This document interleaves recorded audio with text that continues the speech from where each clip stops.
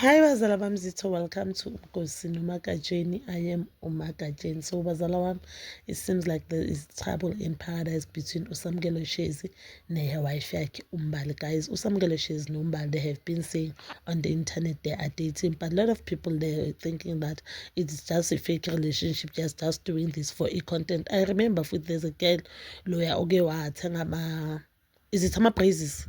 That things from Shin, those were difficult, which is Pumi. That girl, the Swati girl, Ubega some girl said, Numbal, they're dating for your content, they're not in a relationship. But some girl said all those allegations are married and Numbal, they're dating. I remember they even made the content of them getting married. Some girl paying Ilobol. And Utami Lowa married at first sight. Called some girl, he was live. Called some girl, some girl. Are you really dating Umbali? Are you really getting married? Usamkelo what's yes, I'm getting married. I paid Ilobola for this girl. I love this girl and we are planning a white wedding, guys. So Usamkelo has linked ama conservation wakhe noMbali yena sakacela nje ukuthi banoMbali bacela bahlukane and ucela nje akasafuna ukuqhubeka noMbali because ukhala ngento ezifew. One of them ukuthi uMbali uphuza utshwala uthi makasaphuzile adelele. Athuka usamkelo uMbali unomsindo yena and uthi akayithanda intombazana enomsindo of which is normal. Akekho umuntu omfunayo umuntu enomsindo whether umuntu wesilisa or umuntu wesifazane, akekho umuntu omfunayo ukuthi masixabana bese wena ube nomsindo. Two, uthi uMbali uyathukana kakhulu futhi uMbali njalo mabaxabana uyathukana and uyenza nje kusho ukuthi kuba nje nomsindo endlini kungabi nokuthula. So anyeke athandane nomuntu angeke ayenze content nomuntu othukanayo. uMbali shem lapho kulama chats ngiwaposte, guys, I won't read these chats maningi, but lento engikhuluma ngayo bese ngiwafundile. uMbali uyaxolisa uyacela ungixolele samkele this thing abayixabanelayo into eyenzeka izolo to uMbali uDavid usamkelo yesterday uthukane izolo. So into engimangazayo guys kulama chats, uMbali uyasho ukuthi abantu abaningi bayangihlonipha, especially abantu besilisa bayamhlonipha. I think mangathi amhlonipha usho ukuthi abamshare, like they don't approach her just because bacabanga ukuthi ushadile. Bamhlonipha ngoba bazitshela ukuthi ushadile, bahlonipha because bathi u-relationship with usamkelo.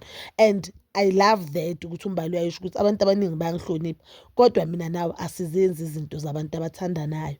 How kodwa usamkelo, do you think guys usamkelo was using uMbali for your content as abantu abaningi bebasho ukuthi no, usamkelo use uMbali just for your content? Sure.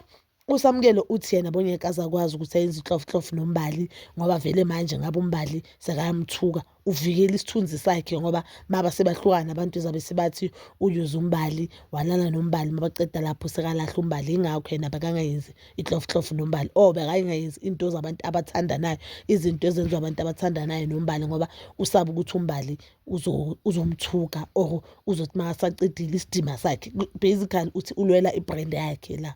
But I do not believe that. I just feel like usamkelo bekayuza imbali and ufila manje ngathi uachievile whatever that he has achieved. Ingakho sekathi ucela bahlukane ngoba I don't think angaze ahlukane noMbali for into uMbali ayixolisele and ingathi into ukuthi bathukane into yenzeke only 2 times or 3 times, which is a valid reason ukuthi uhlukane naye. Mara yokuthi the content they've been doing it, guys, for years. They've been doing this content tab with Bathanda, and I think for a year full, more than 12 months benza this content tab with Bathanda. I remember there was a video footage around Bathuma Magambali, the lady saying some girl ujwayele ukudlala ngabantwana babantu yena yakhe ingane ngeke adlale ngayo. There's a time uMbali athi yena njengoba bashada umntana yakhe umamkelile usamkelo njengoba bakhe.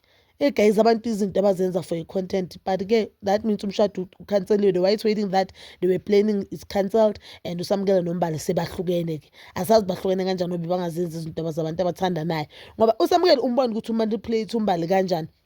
And those chats bazali bamzithi ubhale ukuthi uMbali makamtshela asizenzi izinto zabantu abathandanayo. Mina kumanje ngithandana nginamuntu enginaye just because abantu bangihlonipha in uthi yena into ekhalelayo i-private part yami. Like ulibhale lapho ukuthi into ekhalayo private part yami. No, it's not like ukhale private part yakho, but uMbali akasumntwana futhi uMbali umama unemizwa naye uyafuna ukuthi maka ku relationship afile ngathi u relationship relationship ayenza izinto ezenza abantu abathandanayo. Ufuna ukuthini? And to think of it, guys, I've never seen them kissing, just kissing. I have never seen them kissing. Kodwa-ke guys, I feel like Samukelo was using uMbali for content as bekayuza lamanye ama-girlfriend wakhe for content. That's who he is, that is ibrand yakhe. I guess uma esakanomunye umuntu azomsebenzisa for content mhlawumbe sekabona ukuthi uMbali akasayenzi imali ngale ndlela bekamenzela ngakhona imali. That is, I feel so sad for uMbali, I don't wanna lie, but I believe ukuthi both of them, they've helped each other in growing their pages as much as ipage yaSamukelo ligrowile nelakaMbali ligrowile. And I feel like abantu abathanda uMbali bazochubeka babukela i-content kaMbali, nabantu abathanda uSamukelo bazochubeka babukela i-content kaSamukelo. Asikho isidingo so-pick sides there. They've decided badala, they've decided kudala babo ukuthi ngcono bahlukane, thina okwethu nje ukuthi sisupport isinqumo sabo. That is all for now, bazala bamzitho. Please don't forget to like, subscribe, share and hit that notification button. Nginithanda ukuya nokubuya.